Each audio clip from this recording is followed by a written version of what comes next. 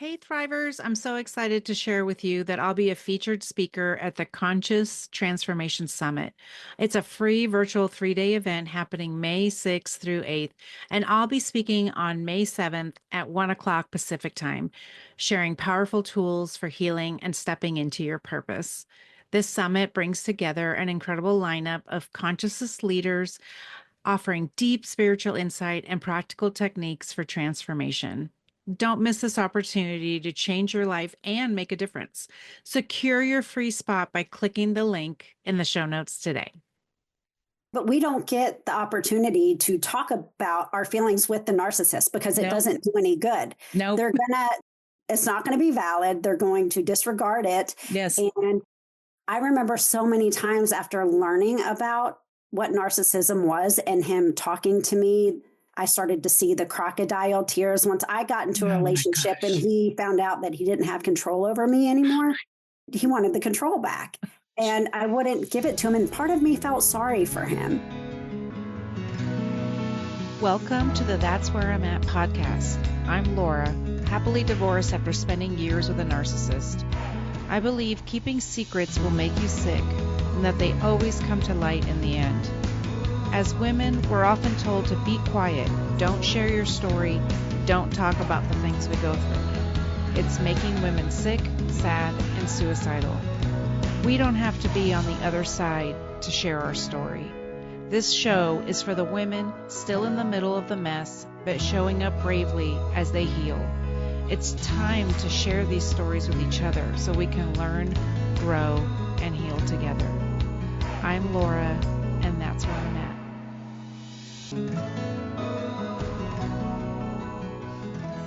Please take note that this episode may contain subjects that may be triggering to certain listeners. Please take care when listening today. Hi, guys. Welcome back to the show. I'm Laura. And I'm Angie. Hi, Angie. I'm so Hi. glad we're doing this today. Angie and I are sharing an episode today. And so, hello. I'm so glad you guys are here. I'm Laura. I'm the host of the That's Where I'm At podcast. I'm a podcaster, speaker, and author, and I speak on narcissistic abuse. So we're going to have a really good conversation about that. Tell us about yourself. I'm Angie. I am a lifestyle and health coach and a potential podcaster as I am getting ready to launch my podcast and trying to get as many episodes recorded so I can get everything launched and it be just well done. I'm so excited for you. That's so good. And what are you going to be talking about on your show? All things health. I am, like I said, a lifestyle coach. I started off really obsessing in my life about nutrition and fitness. And as I am coming out of this narcissistic relationship of 20 years, realized that I have been trying to find validation within myself through my looks and putting all the work in that I didn't put any effort into the mental aspect of it. So, coming out of a narcissistic relationship, there is a lot of things that go on that set off light bulbs for you that you need to start a whole healing process. I'm telling you. And then, so were you with a covert narcissist or overt narcissist?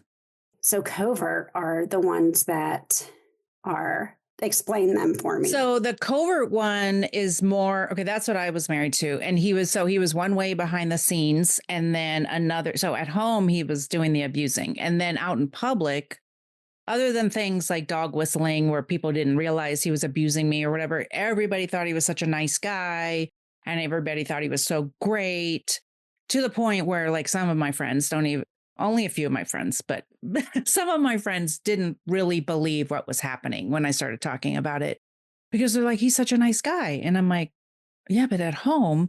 So that's what they're covert. They're like undercover, they're insidious. And then the overt ones are the ones we might think of like someone who's running our country. And, they're just very out there in your face saying, I love myself and I'm so great. And they're just like, everything's about me, where you truly know that there's a problem and that they're a narcissist. What people, I think of as a narcissist a lot of times, because I didn't know. I don't know if you knew or understood. If you stayed 20 years, you're probably in the same situation I was, where I didn't really know and I didn't know what was happening. Yeah, I had no clue. I kind of feel like he was a mixture of both Yeah. because it was one of those things where I didn't really see the abuse until after I Yeah. was out of the relationship. Yeah. But everyone around me saw a part of him that I couldn't Oh, see. It okay. was almost, we never really had friends or people that wanted to hang out with us because of him. Oh, that's interesting. Was I he was like, cool, but he was kind of like status, look at me, kind of oh, okay. the overt part. But on the outside, you would have thought we had a really good relationship. Yeah. And Yeah. even I And did until I realized the mental and emotional aspect of the abuse after yeah. it was over. So did you guys break up or get divorced or whatever it was? And then you realized after that that something had happened? So we split up, and this was by his choice. And we were going through this. He drew it out in this long separation, Hmm. Okay. making it sound like he wanted to fall back in love with me again. He wanted to date me, kind of like we lost something and he wanted to find it when essentially he was looking for it in my friend. And if that didn't play out, then he had me still there too, because I was so broken Yeah. and vulnerable. Right. So it was a drawn out, very toxic, evil separation. There was Yeah. so much gaslighting and so much manipulation. Yeah. I just kind of felt like he had on punching gloves and he kept like punching me over and over and over. As soon as I would start to get good, it was just Yeah. mean. It was Yeah. mean. Like, for Yeah. instance, he moved out. It was January 1st of 2021, right after COVID. Hmm. Came back Valentine's Day and then stayed like we were okay for 6 weeks, but the day we put our paralyzed dog down Hmm. is when he asked me to move out. So it would be like he would wait for instances when I was down and then kick me. Yeah. Yeah. God, that's horrible. They were definitely that way. It's funny thinking back to me, like when he would treat me, minimize me, treat me like crap, all those things, and then be like, God, you're just no fun to be around. And it's like, oh my God, I was like so depressed. Like I didn't want to go out. I didn't want to go do things, those kinds of things. And then he'd go like, God, you're just no fun anymore. I'm like, I'm over here in survival mode, but I didn't really know what narcissism was until almost the end and really after. I knew something was happening and I had heard the word gaslighting, but I didn't know what it was and I didn't really understand. And I was like, you're gaslighting me. And he's like, what are you even talking about? I don't even know what that is. And I'm like, okay, you just gaslit me, and I didn't even know. But until after, as soon as I found out a few months later that he had been with his friend, who he said was just a friend, they were together and I just all of a sudden, like the blindfold came off and I started unraveling and I saw videos on narcissism. And I'm like, oh, this makes so Mhm. much sense. And so, like, you could identify every single thing, right? Like, there's literally things in the middle of the night I would wake up and go, oh my God, that was a lie. That was a dog whistle, or that was him manipulating me, or whatever, or gaslighting me. Because, like, with the gaslighting, that drove me insane, which it's supposed to. That's what gaslighting is for, is to drive you insane. I swear I would be like, no, I swear you said that. No, you said we were going to do that. No, I don't know what you're talking about. And I just believed him. I mean, I was with him 33 years. So, of course, I believed him. Yeah. They spend all of that time creating doubt within you. And same, my story is the same. I would hear narcissism. I've done hair for 25 years and I had this Oh, pastor and I did her hair every week. And I did hair out of my house as well. And she knew my husband and I. And she kind of pointed out to me that he oh, was a narcissist. And what ended up being crazy was like she came and sat in my seat every single week. And she would talk about this with me. She would share stuff on social media with me that she wanted me to see. So she was kind of guiding me into figuring this out. yeah. And he caught wind of it and was terrible to the point where when we signed our separation papers, he wanted me to agree to not let her into my salon and sit in my chair. And And I want to know, so did you keep her out? yeah, and I did only because she got to be so involved Yeah. that she started to trigger me, and she Oh, wasn't doing that purpose, but yeah. because she was the one that helped me see what narcissism Mhm. was, then I tied all of it to her. And so Okay. I would go do her hair at a friend's salon until it got to be too much. And then I just invited her to find someone Oh, that yeah. would take care of her a little bit better than me. Because in that point of my life, I was so consumed with the heartbreak, the confusion, the Yeah. delusion that I couldn't put my focus in Mhm. my clients. And thank God the ones that stuck with me. Yeah. But yeah. And I think it's hard too, right? When sometimes we don't want to hear things or we're not ready to hear things. I have friends who were in the same situation I was in or we were in and had said to me after the fact, well, I suspected something, but I don't know if you would have been receptive to hear it. And I said, oh no, I wouldn't have been receptive. I already know. I made so many excuses for him. I don't know if you did that, but I Oh, made yeah. excuses all the time.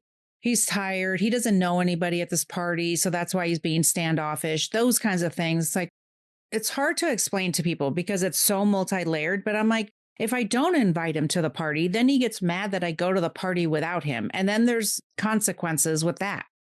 Or he'll end up going out with the friend that he says is just a friend. And then she's off in our lives and ruining that. And you know what I'm saying? So taking him with me and maybe he's off in the corner sulking, I don't know, that was just the lesser of 20 evils. Well, Like bring him. that ruins your good time. It does, and that's on purpose, Oh yeah, right? they live to suck the life out of you. Yes, exactly. It's so terrible. So, wait, you were saying earlier something, or maybe when we were talking about it. So, was there a friend involved in your story as Oh well? yeah. So this Okay. was incredible. So during COVID, we had this big home, had an indoor gym, we had 8 acres, we had all of the things. So a lot of people came to us during COVID, and that is the only time we had friends actually, is because we had The space. amenities. Yeah. Yes, the amenities for people. And so this friend, pretty much, she had full access to my house. Like she Mhm. was the only friend that I've had in a really long time that is the girlfriend you can talk about anything with, like Mhm. anything. The color Yeah. of your poop, you can talk about that with her. Yeah. And we had so much fun together. But over time, it was almost like she meshed in with me and him. Mhm. She admired him for his success and his knowledge. But then I started noticing little things that they became pretty tight. And when her and I would have a falling out, and I don't have falling outs with my friends, I am a Mhm. non confrontational person, but Mhm. there have been a few people in my life I think that I have gut feelings about, and I had a gut feeling about her intentions, Okay. but I ignored them because my friend and my husband would never do that to me, right? Right. Of course. So I started noticing interactions between them. They would both be texting on their phones at the same time. And I didn't know that they were texting each other, or I did know, but I had no validation. So I just thought, I gaslit myself is what I did. Oh, You seriously. No, we definitely do know, because also you're in survival mode and you're trying to just your brain doesn't want to go there. This is what I'm learning is that not only it's almost your subconscious protecting you to not go there. yeah. Like because that's going to blow up your entire life. If you think about cuz I caught him, he changed his passcode and all these things and I was like I can't push it right now because my entire life will blow up. And what am I going to Yeah. do? Well, and the rage that comes along with the questions and the concerns. You can't Yes. just come to them and say, hey, like I noticed this and I'm not comfortable with it. Right. They don't respond to that as being understanding. They Right. respond to it with rage to make you crazy and And them that you'll never ask again. You won't correct. ask again And because you're that's exactly what happened. yeah. But as I'm watching their relationship unfold, like he started doing things for her that he would never do for me. He did in the Mm, beginning of our relationship, love bombing. And I started noticing he was doing these things for her. And he made it sound like, oh, she's like my little sister. She needs help. She needs guidance, which she did in her life need help and guidance. But what ended up happening, without going into the complete story, because this would be a series of podcasts. Right. After COVID, she was in debt with the IRS for a lot of money and getting ready to get kicked out of her apartment. She was also a hairdresser, so we weren't really able to work then if we worked in a salon. Right. And she asked him for help without my knowledge. Mm. And she told me, and this was years after we divorced, like a year or two after we divorced, when I had this conversation with her, she told me that he showed up at her door with a stack of cash and that she wouldn't have to pay him back if she had sex with him 15 times. This was her. This was her telling this to me. I'm not. Wow. And she said, I agreed to it. She said, I had to think about it and I agreed to it. And she said she couldn't do it all of those times because at a certain point, when he would leave, she would just fall apart. Yeah. And then she said, and then he would just show up at my house with $500 wanting other little things. Oh my and gosh. He put her into a financial insecurity to where he had to rely on him. And then he created a job for her within our company. And all of this time, she's still being my shoulder to cry on. She's still being that friend that's shopping with me for my new apartment while he's hanging shelves in her garage.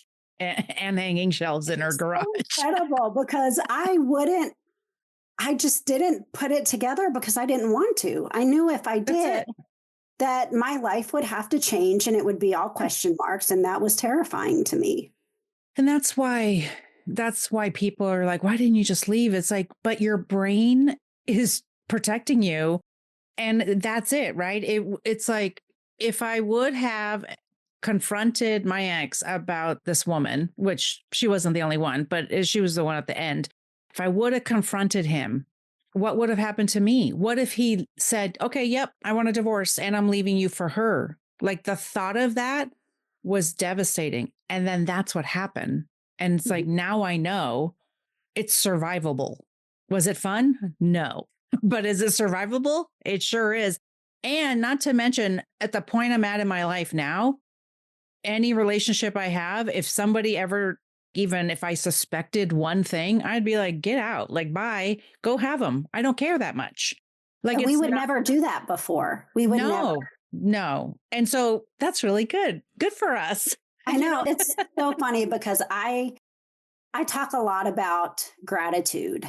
Mm-hmm. I have a growth mindset. Like I'm in a relationship now with an amazing man that I had been friends with for a long time prior to all of this.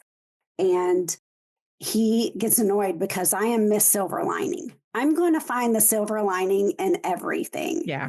Or I'm going to make up a story to make something bad, something good. And it drives him crazy, but I can't stop doing it. Yeah. And I am so grateful for all of the experiences that I have went through. And the people that hurt me, they did me a favor. Actually. Right. Yeah. They did me a favor because now I appreciate and I'm more mindful about the people that I surround myself with. Right. And that was the thing for me. It's like seeing the friends who stuck around and then the friends who didn't. And like, I've done a lot of like holistic therapy and different things like that, right? Because as I was learning, it wasn't just about going for a walk and talk therapy. I needed so many other things. I did hypnosis and everything else. I've done a million things. And just calling she's a friend now, but calling my friend going, so I get no friends? That's it? And she's like, nope, it's okay. They're coming. Don't worry. And then had to stop and look at my life and go, oh, these friends over here haven't gone anywhere. Mm-hmm. And I even had one say, hey, you told me your story and I haven't left. And she wasn't trying to be rude or she just wanted me to see it. She's like, you told me everything and I didn't go anywhere. I was like, you're right. Because when we change, the people around us have to face their own. It's almost like a mirror, right? They have to face their own without us saying a word. Like, Yeah, as they I'm growing and learning and setting healthy boundaries, they may not like it because the people who don't like it are the ones who benefited from you not having boundaries. That was my experience. exactly. Exactly. You're not wrong. Tell me when you're talking about, I love the idea of your podcast. So you want to talk about, I'm sorry, I don't remember exactly how you worded it. Like, oh, okay, lifestyle and health, because you started to realize that it wasn't just about being pretty or whatever, right? So tell me about that. It's so interesting because we are so societalized that it has to be perfect, it has to be whatever. And I intentionally try to go on social media when I look like a hobo, which is most of the time, because it's either this or I'm in a sweatshirt, my hair's in a ponytail. And I have a video out right now and it's doing well. And I look like trash, seriously. But I didn't care because I'm like, I have to just get the message out there. And I had to get over myself to do that kind of stuff. So It's so funny because I've worked being a hairdresser. yeah. Since I was 19, I've always helped women on the outside feel good about themselves. Yeah. And as they were in my chair, I loved talking to them like in depth. My clients, I had closer relationships than I do with some of my good friends because I saw them every 4 to 6 weeks. And Reauthenticated, my whole platform is about, and this is something that I realized after everything, was how much, first of all, when I was going to my therapist and she finally asked me, who is Angie and what do you want to do? Wow. I had no idea. But Yeah. I did realize that my entire life, and the narcissism wasn't just for my marriage, it also came from my childhood. But I have sacrificed my character and integrity for acceptance and love my whole entire life. And the relationship that I'm in now, the reason why we were friends for so long is because he was so cool and he was so authentic. And I felt safe and comfortable being myself around him. I didn't feel that around my husband at the time. Right. So, and at the end of the day, we laugh and we're weird. I love being weird. It's awesome being different and weird. And I wasn't able to be that. No. And so Reauthenticated is about helping people reconnect to their authentic self and build confidence. It's not just from nutrition and physical activity, which I'm going to teach about that, but it's also about healing from past traumas and bringing the spiritual aspect into it. Because through my whole thing, and I went about 2 years while healing from the narcissistic abuse and trying to navigate a healthy relationship, trying to heal all of this shit at once. Can I say shit? Yes, you can. Okay. I'm rated E for everyone. It's just a big pile of shit. Yes. And so I'm trying to heal all of it at once while learning how to trust someone. And one of the hardest things was communication. Yeah. Because I was so afraid to talk about my feelings. And still, sometimes I am. Yeah. Do you still get that anxiety? Like, I would get such anxiety before I had to talk to my ex about anything. It didn't matter if it was just like, it did not matter what it was about. I had anxiety. And then he'd say, you can talk to me about anything. But then the minute you do, thrown in the face. Yeah, thrown in your face. And it comes back to, bite you in the butt later. And they hold it against you. And you're just, oh gosh, you think that way? That's horrible. And those kinds of things. And so I totally get it that you disregarded and unvalidated was, so you just shut up. A friend told his girlfriend and used me as an example. You need to do what Angie does and put your head down and close your mouth. And I remember getting so ticked off that he said that because I'm like, I don't do that. But 10 years later, as I'm going through this, I'm like, I absolutely did that. I did that. And so when my guy and I get into these conversations, because he can tell when something's wrong, he wants me to share. Wow. But I still get those little flickers of anxiety because I think, well, what if I share that's really on my mind? Is he going to reject me? What if he, knows all the things I'm thinking and feeling? Is it going to be too much? You have that little part of you that's scared if you are 100% real, authentic. It's going to be a work in progress for the rest of my life, as it is for all of us. Yeah. But you always have that little insecurity that, oh my gosh, what if I say this and they don't like it? And then I have to feel rejection again. It's so scary. And it does keep us. I mean, that whole thing, look, we've been traumatized from the abuse. And so that's definitely something to work on. And I love that then you get those safe opportunities to share. Mhm. I had gone on a date and the guy was asking me questions. And then when I told him things, he didn't make fun of me and he didn't tell me it was stupid. He asked me other questions and said, "Oh, that's so interesting." And I was like, is this what it's like to talk to somebody and they're nice? I just didn't Yeah. even, it's so sad, but it's so true. But if we've been trained a certain way for so many years. And so it's interesting because I had a conversation on a different episode about people say to me, I want to get back to who I was. And it's like, but like you said, I felt the same way. It's like, I've been doing this garbage for all my life. I thought I didn't know myself for 33 years. I actually didn't know myself for 55 years. I didn't know who Laura was. Who the hell's Laura? No, I didn't know who I was. That just gave me chills because that's how I feel. Yeah.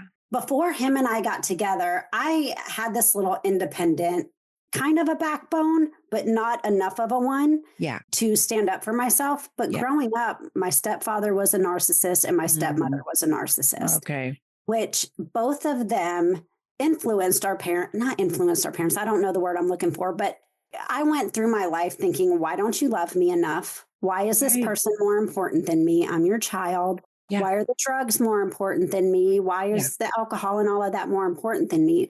I went through my life with a lot of resentment for my parents until I went through this experience Yeah. because I realized that the narcissist then had a hold of them. So not only did I Yes. feel unimportant to my parents, and I don't know if this is a word, I've narcissized by my step parents, Mm-hmm. it shaped me into an adult that left me a perfect victim. Yes, exactly. Me. Are you feeling trapped in a relationship that leaves you questioning your worth and sanity? Have you noticed the red flags and decided you can't live one more day in a toxic environment? Whether you've just left or are considering leaving a narcissistic partner, the book, Married to a Nice Guy, Getting Over Narcissistic Abuse is here to guide and support you. In this candid memoir, I share my 33-year struggle in a marriage to a nice guy that was marked by emotional manipulation and abuse, revealing how I broke free and reclaimed my life. If you've been waiting for a sign, this book is it. If you've ever felt isolated, confused, or hopeless in your relationship, Married to a Nice Guy, Getting Over Narcissistic Abuse offers the understanding and guidance you need to break free and start your journey to healing. You are not alone, and you deserve a life filled with love, respect, and happiness. Order your copy today and take the first step towards reclaiming your life. Well, we're attracted to that same thing that we felt in childhood, even if we don't know what that is.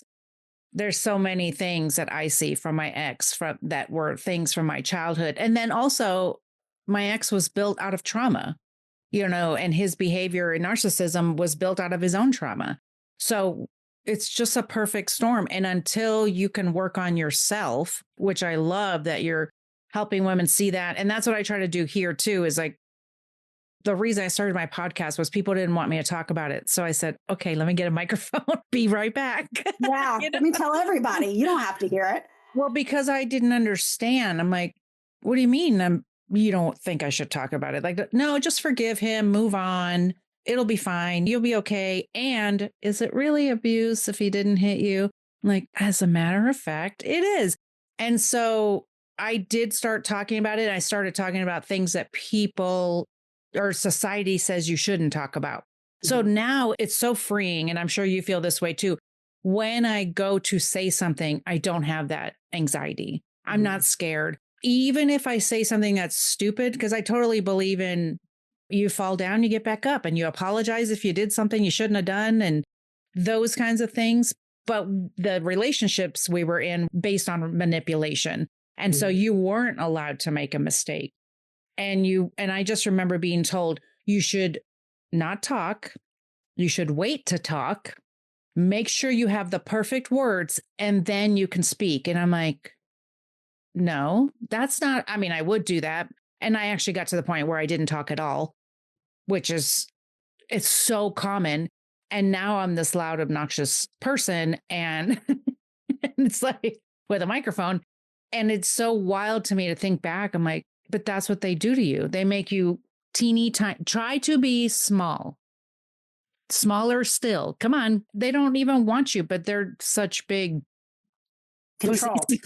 They won't leave. Oh, wow. I knew where you're going there. Nope, it's fine. You said something that I want to say something back. And it is, your friends that didn't want to talk about it. Yeah. The hard part about coming out of the narcissistic relationship or any of it, they don't want you to talk while you're in it. And then when you figure out that talking doesn't do you any good, you can't talk to them. You can't have your closure. You have to go completely no contact. And what are you supposed to do? Keep it all in and shove it down? Well, that's what people do. And then what we do is we end up angry. And this is how women snap, because the minute I found out, so I had been healing. And the minute I found out that he had been dating this girl, nobody was talking to me. Like my family knew. Everybody kept it a secret because I needed to be protected. Mm-hmm. Let me tell you, I needed a little bit of time to start healing. But let me tell you, I was re-victimized immediately. And I said to myself, oh, I see how women snap, because I literally could have gone and killed them both. Like it was, and I don't want to say that on tape or anything on tape, like I'm 100 years old. But anyway, I literally felt that way. And so that's what happens when we don't get to talk about it. We have to talk about it. We have to get it out. That's why I say things and people get uncomfortable. And so this is what I learned, is that it's their own discomfort. The friends who didn't want to hear about it, it's because they were uncomfortable. They didn't know what to do with the information. Like, oh, he's a narcissist and he's dating somebody else, and I don't know what to do with that, because they're not healthy or they're not in a position to talk about it. Yeah, but we don't get the opportunity to talk about our feelings with the narcissist because it doesn't do any good. No, it's not going to be valid. They're going to disregard it. Yes. And I remember so many times after learning about what narcissism was and him talking to me, I started to see the crocodile tears. Once I got into a relationship and he found out that he didn't have control over me anymore, he wanted the control back. And I wouldn't give it to him. And part of me felt sorry for him. Yeah. He actually locked me in his office for hours with the crocodile tears. It was never about her. It was always about you. And I felt nothing. I didn't feel anything, where if a stranger cried in front of me, I could completely feel all of their pain. Yeah. But he was so empty at that point, and nothing that he said was the truth, that I couldn't feel anything for him. I just bit my jaw and I couldn't say anything. Yeah. And then when clients sat in my chair and they wanted to talk about my life and what all was going on, and of course it was the best gossip ever to hear of all the crazy stuff this person did, then that allowed me to talk about it. But it also gave me a ton of anxiety. And I would come home from work defeated and emotionally and mentally exhausted, which took away from my relationship, my new relationship. And so this is where I'm at. Oh, I just said your podcast name on. That's how I came up with it. It's exactly it. That's exactly how I came up with it, is because I was talking to a friend and she wanted to hear the update all the time. She was a safe friend. And I'd just be like, yeah, that's just where I'm at. And then I stopped one day and I go, wait, is that something? I was like, is that something? I had no idea what it was. I wrote it down. My podcast. And that's what I was doing with her. I was coaching with her. She's a friend. And I told her, I said, I want to dream again, because, they squash you so hard, right? They squash you down. There was no dreaming. Every time I tried to dream about anything, I always had a desire to help women and show them their value and all that. It's like, I forgot to think about that for myself.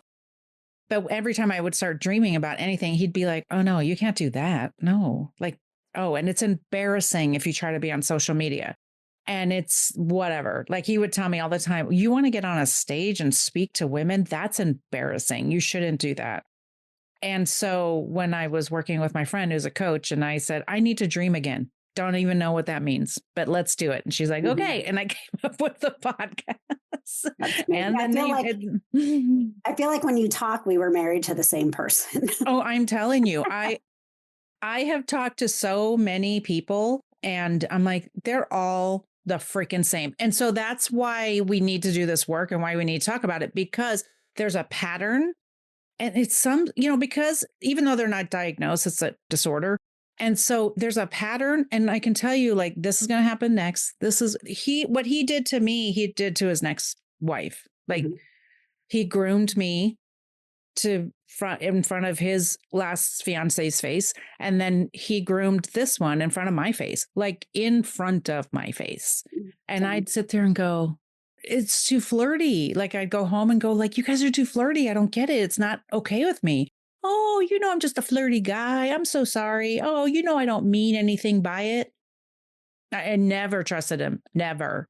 And I just kept saying, but this is the thing.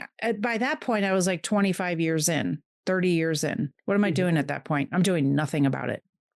Doing not one thing. I've already been trained. My brain is in full survival mode. I'm not doing one thing about it. He could have told me, well, he did tell me certain times. I'd go like, hey, where have you been? Oh, I was out to dinner with a bunch of friends. I said, just her? He'd go, yeah, just her. And what did I do about it? Not one thing. I did nothing because then my world would blow up. And then eventually I blew it up so that I could get out. Yeah, that's awesome. Than the alternative, right? Right. Well, that's the thing is for me, I had the reverse discard where he said, we should think about not being together anymore, whatever, if this is the way our life is going to be. And I'm like, why do I have to tell you that I'm done? Because that's what he expected of me. He expected me to tell him. He was treating me like garbage at this point. And that's the pattern. That's the thing that's the pattern. They stop talking to you, completely minimize, he was not even saying one word to me anymore. So that's why to tell people these things, you will survive. Oh, 100%. And you're going to come out. I get excited for people that actually Yes. start going through this, Mm-hmm. even in their worst pain, because I it can only know. get better from here.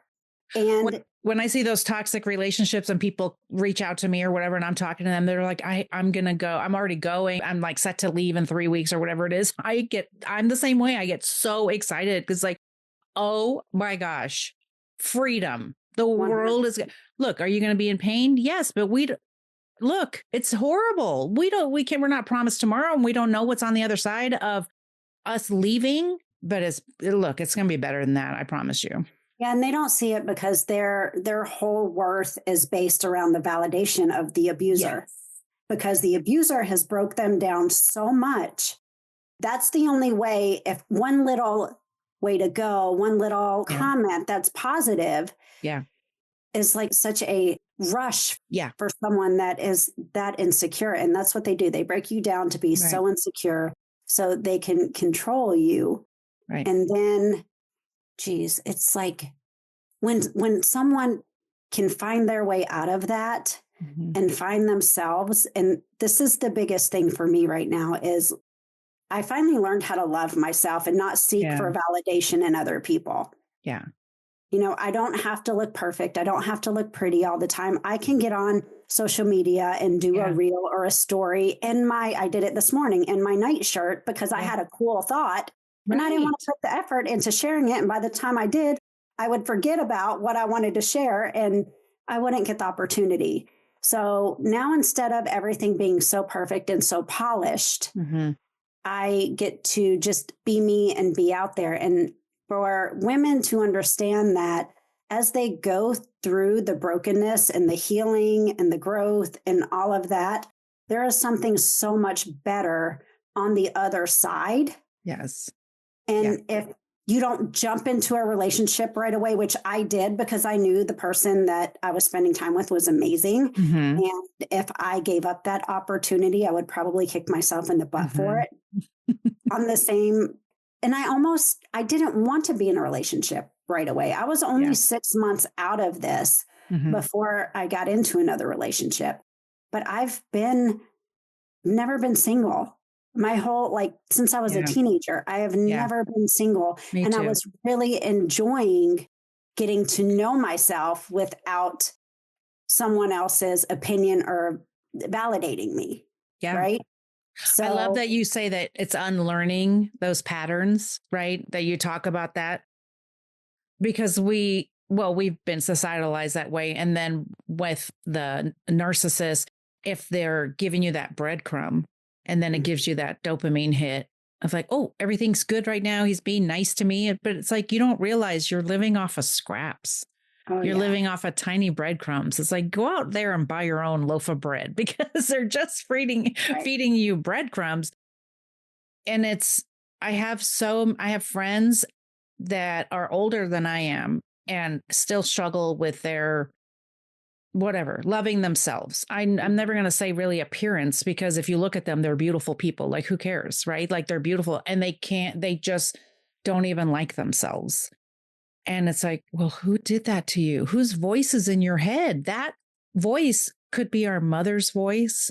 It's somebody else's voice that was like, oh, you look terrible today, or you look fat, or whatever the situation is. Mhm. And we at some point came in agreement with that voice, and we have to like not be in agreement with that anymore. We're allowed We to gave it just, so much power. we did. Give people so much power over ourselves. What if we stop doing that and you tell yourself? I used to tell myself all the time with my ex.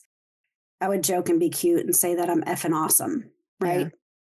The more I said it, the more I noticed he started taking Yeah. that away. He wouldn't say, no, you're not, or whatever. He started in heavier on creating the insecurities. Right. They start finding ways to make you feel bad or whatever. The biggest thing for me that I remember, and I know this is probably just the narcissistic trait, whatever, is that always I could not make a mistake. I was not allowed to make mistakes. And I couldn't. And then I got to the point where I couldn't make decisions because if I made the wrong decision, according to him, because it's always the wrong decision anyway, then I would be ridiculed for that and all that. It's so like you just get to be like, who wants to live like that? There's people who are living in marriages for years and years and years, decades, and you're like, you're not happy. You don't need a diagnosis. Do you want to live like this for the rest of your life? I say run for your life. That's what I Yeah. But say. when you were in it, if someone said that to you, you weren't Yeah, going anywhere. I wasn't going to. And that's why the whole thing that makes me laugh is I used to teach women how to value themselves and love themselves. And I'm like, I forgot to take that information for myself. I forgot to think about that for myself. And so that's the key, right? Is when we love ourselves enough, we don't put up with that garbage. I just want people to know that there's hope. You don't have to live like that. And I know people get to midlife like me and then go, well, now what? I'm like, oh my God, you have half your life. Yeah. Like, let's go dream. The funny thing is, it's so common when I see things with my friends, my younger Yeah. friends, in unhappy relationships, and not necessarily narcissistic relationships, Yeah. but they're not happy with one another and they stay in their situation, which, if you have kids, I get it. Yeah. I don't have children. I would have never. I'm so glad I didn't have Yeah. children. Yeah. But, I'm someone that, like I said, I don't like conflict. Yeah. So the relationship I'm in now, do we have disagreements? Yes. Do we have little things about one another that are annoying? Probably. Mm-hmm. But we look past it because there's a lot more good.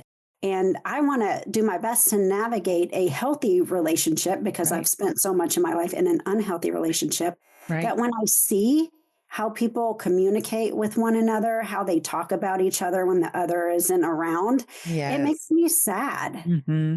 I It know, makes me me too. sad because there can be so much more if we learn how to communicate with one another in a way that wasn't demeaning or devaluing, which Right. is, I would have never really even thought of it this way had I not been in a relationship that was very demeaning and devaluing. Yeah. It makes me appreciate, and this is why I think we go through the things we go through, but it really makes me appreciate what I have now and work towards making it better. But I think a lot of people just they go on autopilot in life. Yes. Uh-huh. And then they sit there until one day it explodes and they realize you have one life. Right. And that was one thing that really woke me up after all of this is I just spent my 20s and 30s, like my funnest years Right. Yes. in this, like you did. Mhm. And I'm like, well, now I have to make the best of the rest of it. Yes. It's so great. It's like to be able to get out, not to mention like so many of my health problems went away. Hmm. And did you know I'm not a yelly, screamy person anymore? I'm not angry. I mean, it's amazing. Like I was so angry all the time. And I just realized he was always pushing my buttons because he installed them. He pushed me, pushed my boundaries, all the things. And I didn't know how to do anything. And then when I started learning boundaries is when I started to understand what was going on. And when I got out, I was like, amazing how much peace I have. That is worth the price of admission there. To have peace in your life and in your home, like that's it. Because with peace, you will move forward so much differently than with chaos or anxiety or fear. 100%. You were explaining the buttons that he installed. Yes. And in my mind, I think you need to make a Laura shaped remote control, have all the buttons on He it. had all the, but yes, seriously. No, I mean, because the people who are closest to you who push your buttons, a lot of times they installed them. Like they Yeah. know, they trained you to get upset over certain things. I mean, I don't know how much I had reactive abuse and reactive rage with him all the time, with him just going on and on and on. And I'd be like, I'm not upset about what you're saying I'm upset about. I don't even know what you're talking about. What seems like you're upset, but I'm not. Till we get to the point where you're You get yelling and upset. screaming, you get upset and they go, see, I knew you were upset. It's like, oh my gosh. I didn't know what that was. And I didn't know how to, I went to so much therapy to be like, how do I explain myself without them getting mad at me? And nobody really caught on to that was reactive abuse because that can come out of nowhere. You could be just sitting watching TV. Oh, you look upset. Nope, I'm not upset. I don't know I have no idea what you're talking about. Oh, it sounds like you're upset. Well, I didn't have that. But when I had my reactive rage against him, it Yeah. took a very lot to push me there. But I didn't do it a lot because when I did get there, that's when the physical abuse would come in. Oh, okay. Yeah. Then it would be my fault. And it always involved food, which I found funny. Yeah, mine too. That's so funny. Yeah, food. He was making a peanut butter and jelly sandwich on the counter one day and he was pushing my buttons. Yeah. And finally I snapped and I threw my hand up and I smashed his peanut butter and jelly sandwich. And that's when the physical abuse came in. And there was a few times, not a lot, but there were a few times. And it all came from me getting a little bit of courage to speak up for myself. And Right. so that shut me down. Right. And you have to I think about the people. Okay. So some of the things that are physical abuse that don't necessarily mean they're touching you. They will throw things around you. Okay. They'll throw things near you. Oh, they'll punch the wall around you. And let me tell you, they will escalate. You're next. Yeah. If they're hurting the animals or something like that, like they want to hurt you. So they have to hurt something else. And I always tell people, I'm like, no, like I'm not even going to say what it was, but they told me a story. And I said, if you can get out, you have to get out. You will be next. Like what he did, you will be next. And she's like, oh, that's what I thought. Yeah. Like, and especially if you're not married, my God, run for your life. This is the thing is that we all have tools available. I'm not saying that finding therapy and things like that is all equal in this world, but there's so many resources out there. And if we don't deal with our crap, we will bleed all over people who never cut us. And so what do you want for your life? I was an angry person and I didn't realize it wasn't all just him, but that was part of it. It's like, I had to figure out, why am I angry? And he was part of it, but why am I angry? What was it? And so that's when I worked on loving myself and all those things. healing myself from everything, It's a from my lot of work. life. It's a lot of work, but it's So much. good work. I love it. I absolutely love it. Every step that I take in the right direction, all I want to do is use it as a tool to help other people. Yeah. Yeah. And kind of just do my job in this world and serve. Mm-hmm. And it's so good because it's a ripple effect. I just see like the environment I'm in now. I used to walk around thinking everybody was terrible and horrible and all that. And now I walk around, I have beautiful friends around me who we all go through crap, but everybody has a good attitude or they have tools or they want to come talk about it. And like, what do you think? And I am so happy about that because it's like I can be my true self. And I have such good friends that I can be my true self with. And even friends, I have one friend who just looked at me one time is like, don't you get sick of yourself when you're like that? Because I can be very type A and, like controlling. And I'm like, yeah, I do get sick of myself. But it's okay to look at ourselves and self-reflect and be like, well, you get pretty proud of yourself from what you've overcome and, what you went through. Yeah. Yeah, exactly. It's so good on the other side, right? It really is. And you want to, for instance, I go to the gym every morning and the cleaning guy at the gym used to clean my salons. He's such a nice guy. And everybody that talks to him loves him. And I would have never done this before. But every time someone walks away from a conversation with him and passes me, they say, I just love him. I just love him. He's so great. And just walking up to him and saying, I got to tell you something. Yeah. And he's like, what? And I was like, I don't know one person in this whole building that doesn't love you.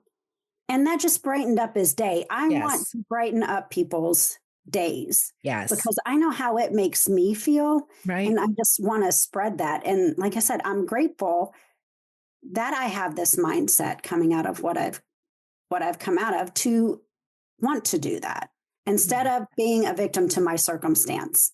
Yeah. And I see a lot of people that will do that.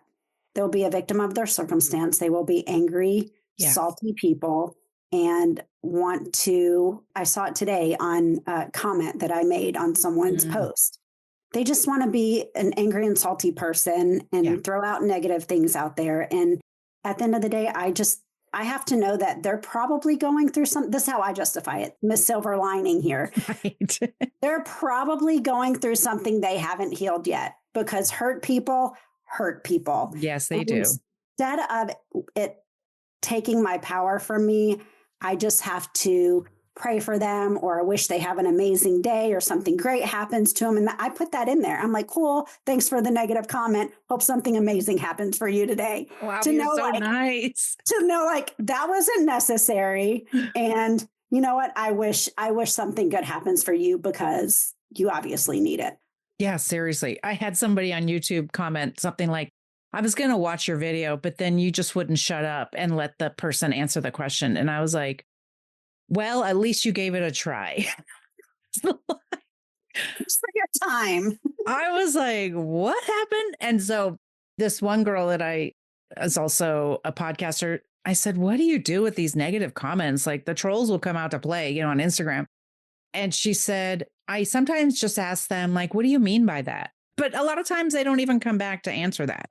They're just like going through, like shitting on everybody. And, it's like, that's okay. And I totally get it. And I try to do like, what do you mean by that? Because I do have people who like, and I sometimes have to say, you got all that from a 10-second video or, it's like.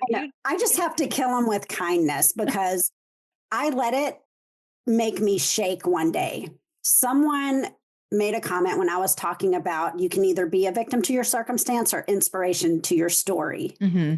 And it really offended some people and that I didn't know. And when you click on their pages, they have like 2 followers and they don't post anything. So they basically just get on there to ruin people's days. Yeah. But they went off on me about how I don't know what PTSD is and all this stuff. And they didn't know anything about me. And I let it get me so upset. And then I just sat there and thought, these people don't know me. Why am I letting it affect me? And at the end of the day, she's obviously going through something if she's telling me I don't know what PTSD is. So I'm just going to take a moment for this person and pray for them or send them good thoughts or send them good energy and then move about my day so it doesn't take away from me. Yeah. I mean, we can't let it get us down, and we have to know that everything that's said about us isn't always just because someone says it doesn't make it true. And that used to derail me. And now, because I have friends who are like, somebody commented this terrible thing on your Instagram. And I'm like, yeah, you don't have to worry about it. It's okay. Like I'm not worried about it. And sometimes I leave it. Sometimes I don't. The ones that are vile, those get blocked and everything. But the ones that are just like, oh, you probably gave up on your marriage and whatever. And I just be like, I mean, I guess you could think that way, except after 33 years, I can't imagine I actually gave up. I love when people share unwanted opinions. I know. It's like, how did you figure that out in a 10-second video? But all right, well, I think it's time we have to say goodbye. My gosh, this was such a good conversation, and I'm excited for your podcast and for all the work you're going to be doing. It's so great. I love how you've turned your pain into a purpose. Thank you. Yeah, I'm excited. Thank you. Where can everybody find you when they go looking for you? They can find me. I do have a website. It is reauthenticated.com, where I post blogs. And instead of it being just a sterile informational website, it's telling my story, because I believe stories will help people relate to you and feel seen. Also, you can find me on Instagram at Angie Marie _reauthenticated. Awesome. And on Facebook with just plain Angie Marie. And we'll put everything in the show notes. So yay. And for me, that's where I'm at, podcast.com. That's where I'm at, podcast on all the socials everywhere. That's just where I get the word out for now. But that's where I'm at, podcast.com. You'll find all my information, my book, my everything. You'll find everything there. Everything you ever wanted to know about me, we're afraid to ask. Whether you want to know or not. Whether you want to know or not. And I'm working on a blog too, because there's so much good information. And I'm like, it's just sometimes it's too much even for social media. So I'm like, let's do a blog. Yeah. Get all that good narcissist information out there. Well, thanks so much for being here, Angie. I appreciate it. Thank you so much for having me. All right. All right, guys. And if anything resonated with you, like, you have to go and you have to give us 5 stars on Apple Podcasts and Spotify, and go touch all the buttons and share us with all your friends. Share if this episode resonated with you, share with everybody, because podcast land has to know that you like us for us to be able to keep doing this work. And then go to social media, touch all the buttons, let us know you listened, and we appreciate it. Thanks. Thank you. See you next time. Thank you for joining me today on the That's Where I'm At podcast. Did the story today resonate with you? Do you think others would benefit from hearing the stories we are telling? Please go to Apple or Spotify right now to leave a review so everyone in podcast land will know you love the show. We want to continue sharing stories of hope and healing. I'll be back next time. I'll talk to you then.